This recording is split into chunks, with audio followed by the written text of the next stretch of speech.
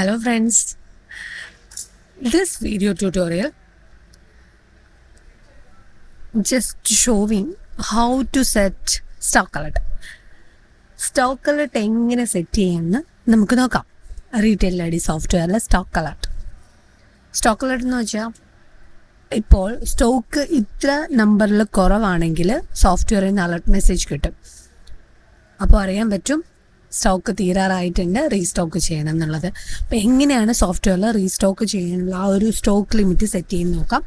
അതിനാദ്യം നമ്മൾ product എൻട്രിയിൽ select ചെയ്യണം. പ്രൊഡക്റ്റ് എൻട്രിയിലാണ് ആ മിനിമം സ്റ്റോക്ക് നമ്മൾ സെലക്ട് ചെയ്യുന്നത്. അപ്പോൾ ആഡ് പ്രൊഡക്റ്റിൽ പോവുക, മിനിമം സ്റ്റോക്ക് ഇവിടെ കണ്ടോ, മിനിമം സ്റ്റോക്ക് എന്ന് പറഞ്ഞൊരു കോളമുണ്ട്. മിനിമം സ്റ്റോക്ക് സെറ്റ് ചെയ്ത് കഴിഞ്ഞാൽ ഈ സ്റ്റോക്കിൽ, അതായത് മിനിമം നമ്പറിൽ എത്രയാണോ കൊടുത്തിരിക്കുന്നത് അതിൽ ലെസ് സ്റ്റോക്ക് ആകുമ്പോൾ തൊട്ട് അലർട്ട് മെസ്സേജ് കിട്ടും സെയിൽ പാനലിൽ. ഇതിലിപ്പോൾ കിഡ്സ് സാരിക്ക് 10 മിനിമം സ്റ്റോക്ക് കൊടുത്തിട്ടുണ്ട്. സെയിൽ പാനലിൽ നോക്കാം, കിഡ്സ്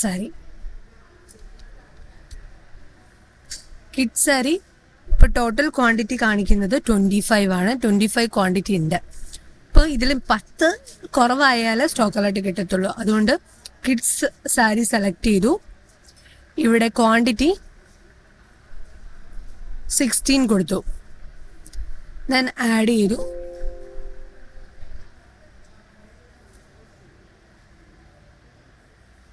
സോ ഇവിടെ 16 കൊടുത്തു, ആഡ് ചെയ്തു 60 ക്വാണ്ടിറ്റി. ദെൻ ക്വിക്ക് പേയിൽ ക്ലിക്ക് ചെയ്തു.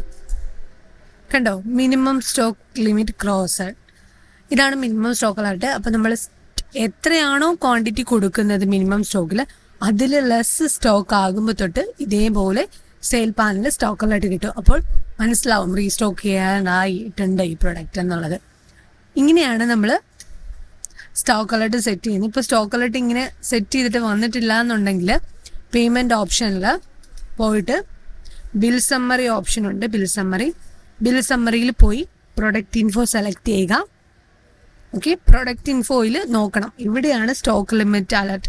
ഇതെല്ലാം ടിക്ക് മാർക്ക് ചെയ്തിട്ടുണ്ടോ എന്ന് ചെക്ക് ചെയ്യുമ്പോൾ അറിയാൻ പറ്റും. ഇൻ കേസ് ഇത് ടിക്ക് മാർക്ക് അല്ലെന്നുണ്ടെങ്കിൽ സ്റ്റോക്ക് അലർട്ട് കിട്ടത്തില്ല. ഓക്കെ, അപ്പോൾ ഇങ്ങനെയാണ് retail ID software stock alert set ചെയ്യുന്നത്. പ്രൊഡക്റ്റ് ആഡ് ചെയ്യുന്ന ടൈമിൽ മിനിമം സ്റ്റോക്കിൽ ക്വാണ്ടിറ്റി ആഡ് ചെയ്ത് വെക്കുക. Okay, thank you for watching this video. Thank you.